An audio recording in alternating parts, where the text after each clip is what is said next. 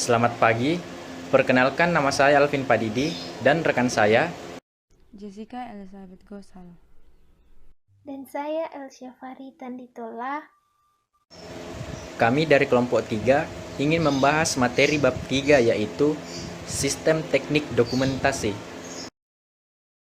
Di bab ini kami akan membahas 3 indikator. Yang pertama, mempersiapkan dan menggunakan diagram arus data untuk memahami, mengevaluasi, dan mendokumentasikan sistem informasi. Yang kedua, mempersiapkan dan menggunakan bagan alir untuk memahami, mengevaluasi, dan mendokumentasikan sistem informasi. Dan yang ketiga, mempersiapkan dan menggunakan diagram proses bisnis untuk memahami, mengevaluasi, dan mendokumentasikan sistem informasi. Diagram arus data atau data flow diagram. Diagram arus data menggunakan 4 simbol untuk mempresentasikan 4 elemen dasar, yaitu sumber dan tujuan, arus data, proses transformasi, dan penyimpanan data. Yang pertama yaitu sumber dan tujuan data menggunakan simbol segi 4. Yang kedua, arus data menggunakan simbol anak panah. Yang ketiga, proses transformasi menggunakan lingkaran.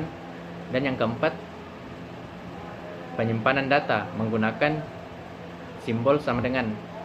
Untuk simbol yang kelima yaitu pengendalian internal menggunakan lambang segitiga akan dibahas pada pertemuan bab 12 sampai 16. Figur 3.2 menjelaskan cara kerja diagram arus data.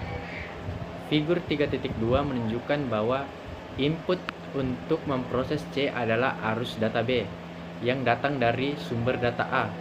Output proses C adalah arus data D dan E. Arus data E dikirim ke tujuan data J. Proses F menggunakan arus data D dan G sebagai input untuk menghasilkan arus data I dan G sebagai output. Arus data G datang dari dan mengembalikan ke penyimpanan data H. Arus data I dikirim ke tujuan data K. Sub pembagian diagram arus data. Level tertinggi dari diagram arus data adalah diagram konteks.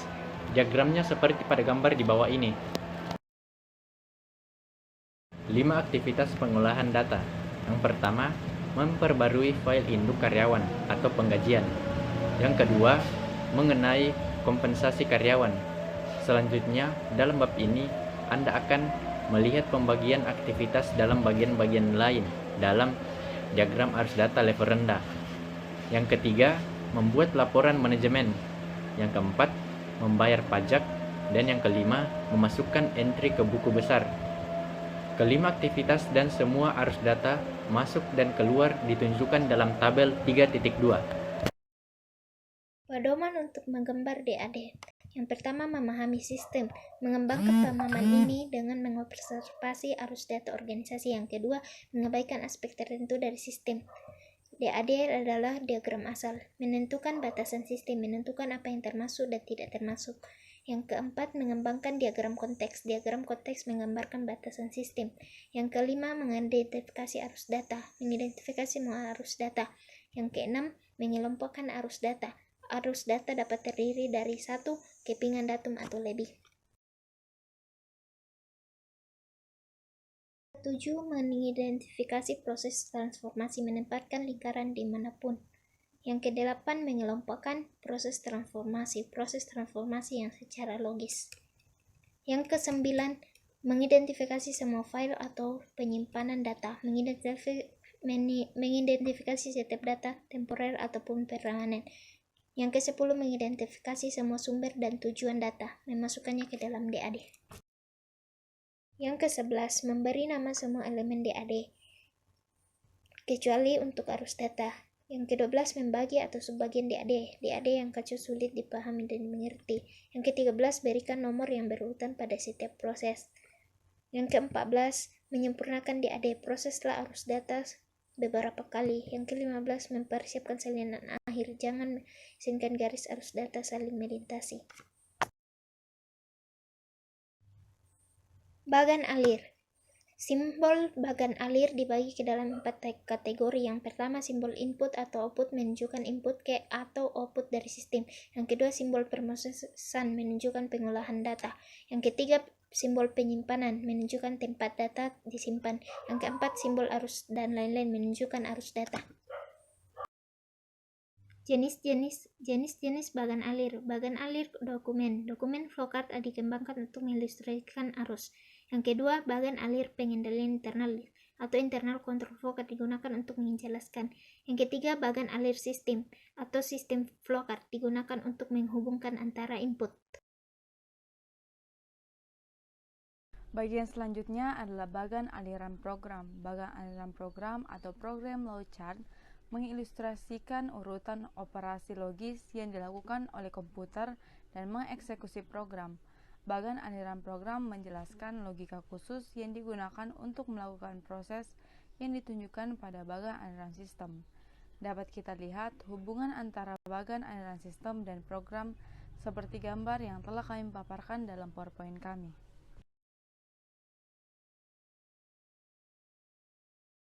Diagram proses bisnis adalah cara visual untuk menjelaskan langkah-langkah atau aktivitas-aktivitas dalam proses bisnis.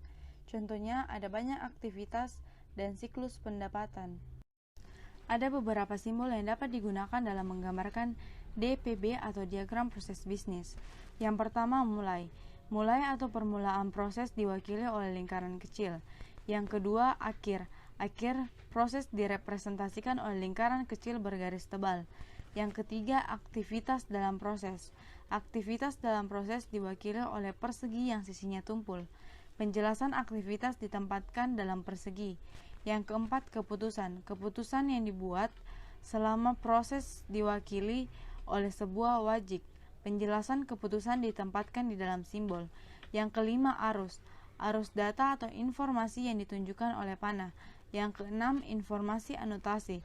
Informasi yang membantu menjelaskan proses bisnis yang dimasukkan ke dalam DPB dan jika dibutuhkan panah yang tebal digambarkan dari penjelasan simbol.